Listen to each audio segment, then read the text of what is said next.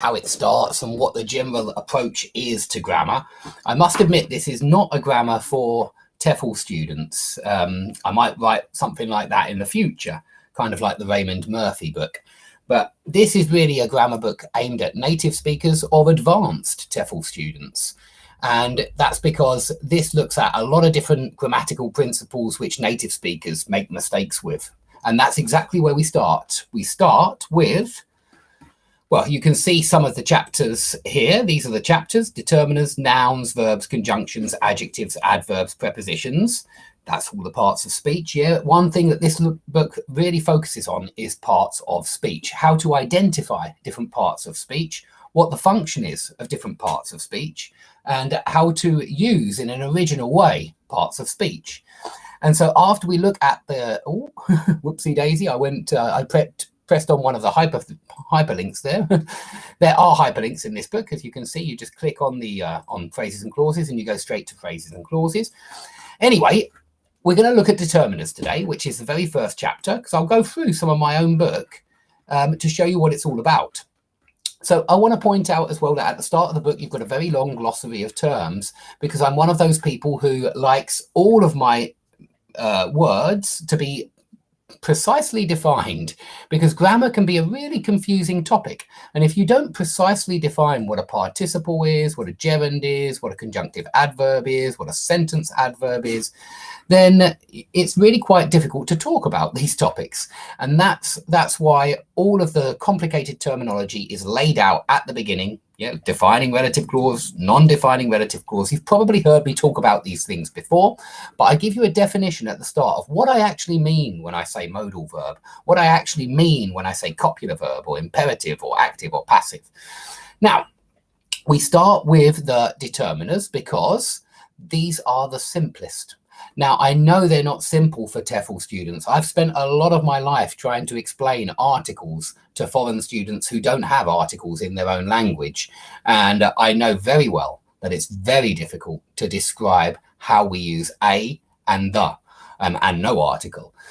So this book doesn't go into that. I want to make that clear to all the foreign students. If you're looking for books with lots of articles, exercises, and if you're looking to improve your usage of articles, this isn't the book to buy, I must admit. However, if you're interested in how determiners are used and how they're used in literature, for example, how they're laid out in phrases, then this will help you. And many of the rules in this book can actually help TEFL students as well.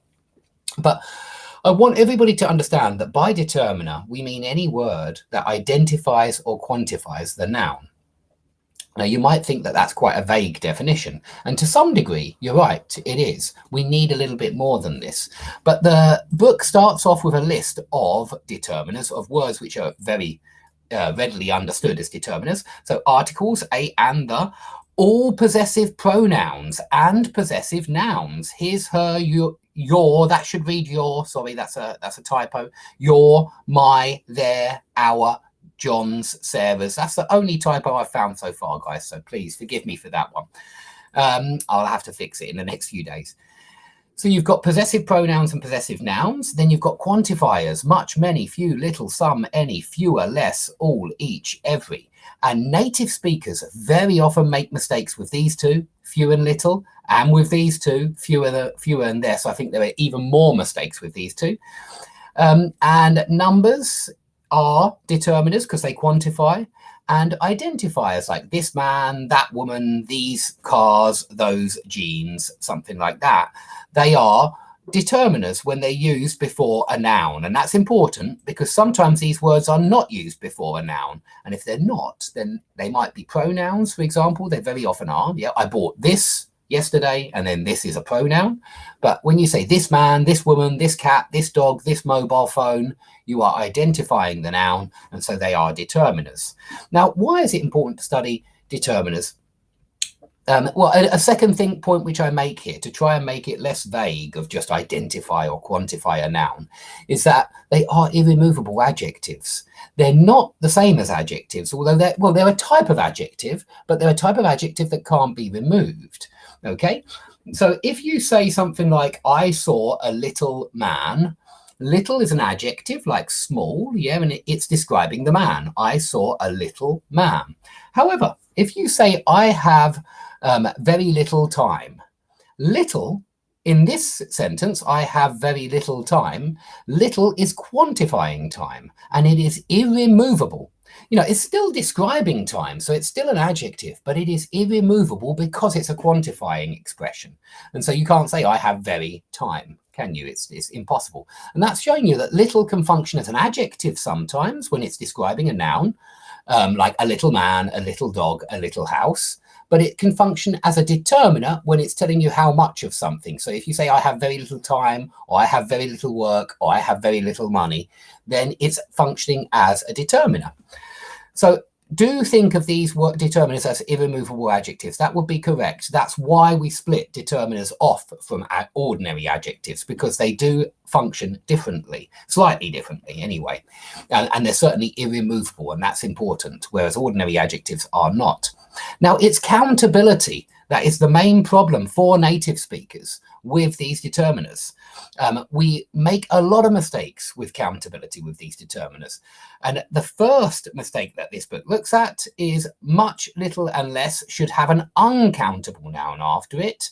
An uncountable noun is a noun that you can't count. Yeah, so you can't count money. You can't say 1 money, 2 monies, 3 monies. You can't count information. You can't say 1 information, 2 information, 3 informations. And that's why we say how much information, or I have very little information, or we have less information than we did yesterday. Yeah, we use those 3 quantifying expressions with uncountable nouns, and we use many, few, and fewer for countable nouns. Okay, so if we look at exercise 1 very quickly, I hope you can see that the very first one, number 1, is a mistake that loads of people make, and I am sure I have made this mistake in loads of my videos. And it's because so many people make this mistake. So many natives make this mistake. In number 1, he made less mistakes than the other pupils in the class. This is incorrect. It should be he made fewer mistakes than the other pupils in the class, because mistakes you can count. 1 mistake, 2 mistakes, 3 mistakes. You only use less plus uncountable noun, but fewer, please. He made fewer mistakes. Number 2, there are little signs that the unemployment rate will go down by the end of the year. Now, this means that the signs are very small, and we don't want to say that. We want to say there are few signs, yeah, few signs that the unemployment rate will go down by the end of the year. Okay, number 3, there is fewer work available. This is definitely not right. There is less work. Less for uncountable, less work, but fewer for countable, fewer mistakes, yeah? Number 4, people say that there are less cars on the road these days. People say this kind of thing all the time, but it's got to be fewer cars, because cars are countable. Look, you can see an S on the end. If you can put an S on the end of the word and make it plural, it's countable. 1 mistake, 2 mistakes, 3 mistakes, 1 car, 2 cars, 3 cars, fewer cars, please. He says that he doesn't have many time. No, he doesn't have much time. Very few native speakers make that mistake. It's far more often little and few and less and fewer. How many times? Yeah, not how much times. How many times have I told you not to do that? I think you should use fewer words in that sentence, fewer and countable noun, please. And he has very little patience. Yeah, patience is uncountable, so we need little, very little patience. Now, the next mistake is ubiquitous. It's absolutely everywhere among native speakers. It's so common, you might even say, well, is it a mistake then, Dave? But listen to people, and people very often say the amount of cars, or the amount of times, or the amount of bananas, and it's wrong. It's absolutely wrong. It's the amount of and uncountable noun, and it's the number of and countable noun. So the number of cars, please, the number of bananas, the number of times, okay? But the amount of work, the amount of money, the amount of time. If you're talking about time, not as in 1 time, 2 times, 3 times, but if you're talking about an amount of time remaining in an exam, for example, okay, the amount of time remaining was 1 hour, something like that, yeah? So amount of plus uncountable, number of plus countable. Let's do a quick exercise.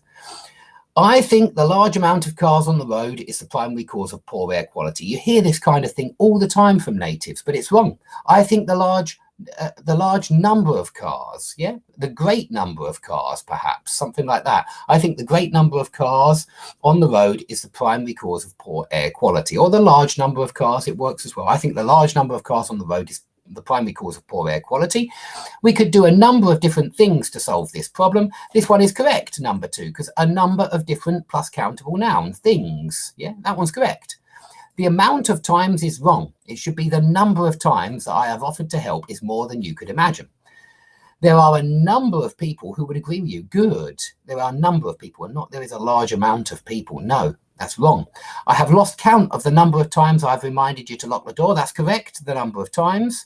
A large amount of pollution comes from exhaust fumes. That's correct. We've got pollution, amount of pollution. A large amount of birds? No. A large number of birds that nest in this area. And the amount of coins in his pocket was more than he thought. No. The number of coins in his pocket was more than he thought.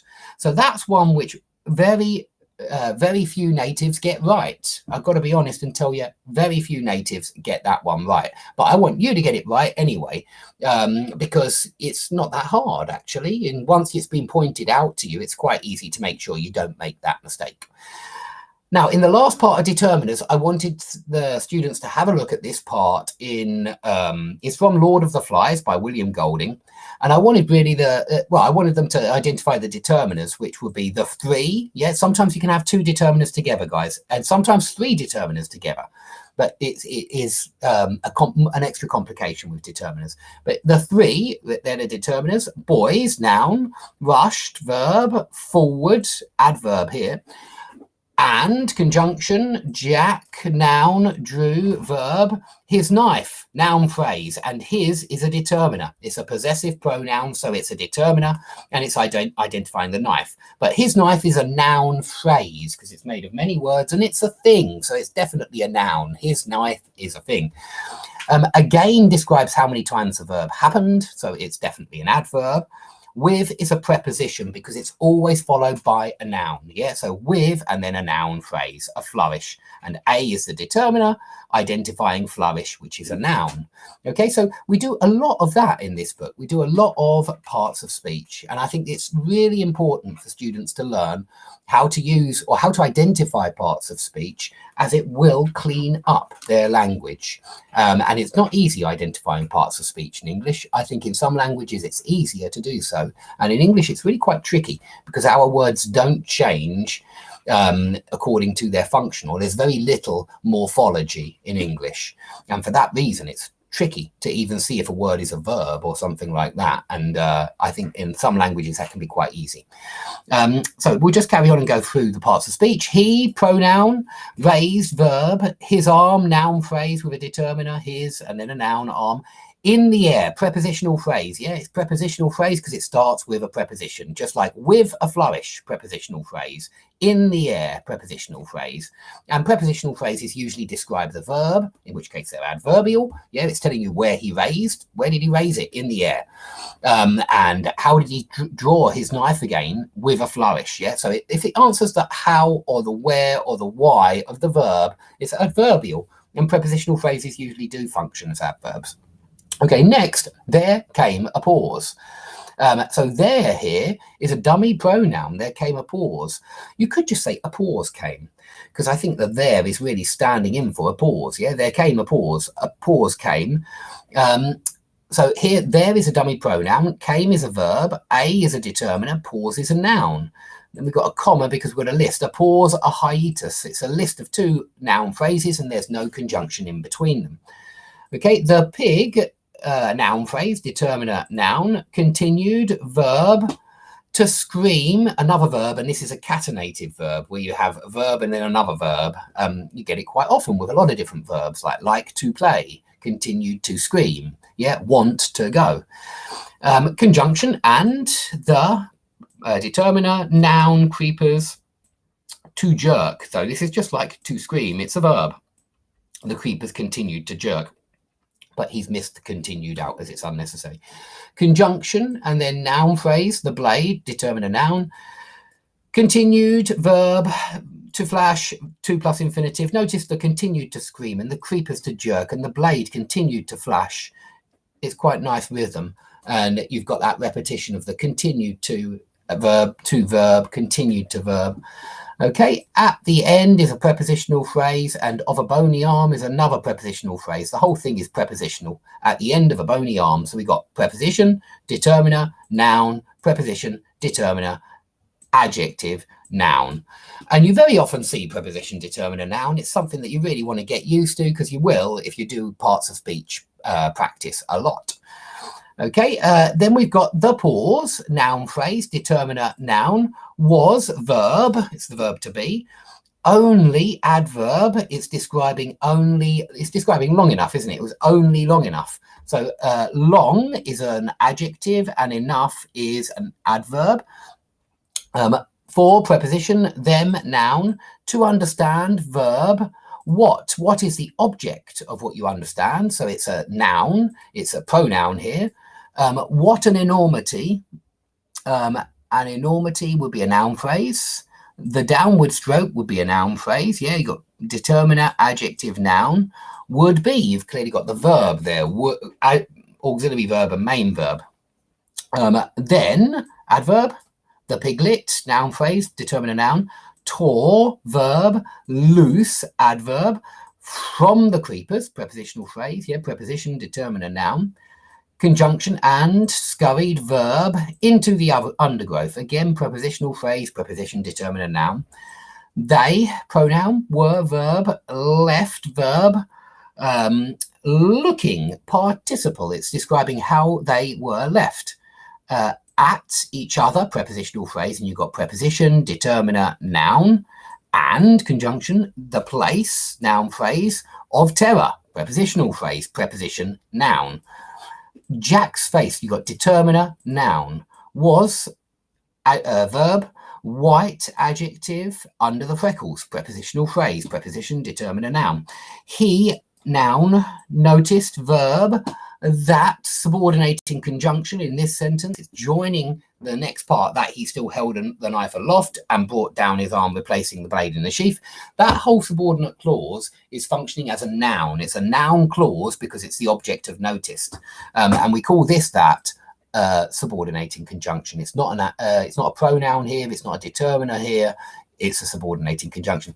He, pronoun, still, adverb, held, verb, the, determiner, knife, noun, aloft, adverb, it's describing where the knife was held, and conjunction, brought, verb, his arm, preposition, determiner, noun, down, okay, it's describing where he brought his arm, so it's an adverb here, replacing, participle, this is one of those participles describing somebody, and of course it's describing Jack. The blade, noun phrase, determiner, noun. In the sheath, prepositional phrase, preposition, determiner, noun. And I think it's really useful to do this regularly because you start to notice the patterns, the kind of patterns that the writers decided to use with phrases and clauses. And when you start to notice the different phrases and clauses that writers use, you start to appreciate the number and the variety of different phrases and clauses that are available to you, and also the way you can play with them. You can list them, you can put them at the start, you can put them at the end, you can put them in the middle, you can repeat them, and this is really what writers do. And so I think it's well worth taking an interest in parts of speech. Not only will it help your punctuation, but also it will help the variety of phrases that you use. It will help you choose more phrases, and perhaps ones that you don't often use. It will make you aware of different structures that you can use as well. Okay, thanks everybody for watching. If you want to buy a copy of my book, you can find it on my website, just over there. You can find it as a PDF, or you can find it on Amazon. Notice it does start fairly, with quite a simple topic for native speakers, but still one which they get wrong all the time. And so that's where I wanted to start, something not too difficult, but still something which would certainly be helpful. Okay, so thanks everybody for watching. Maybe I'll do a bit more from my book on another day, but I think I'll do Raymond Murphy in a few minutes. So if anybody wants to know more about tenses, please come back in a few minutes. Thanks everybody for all the support.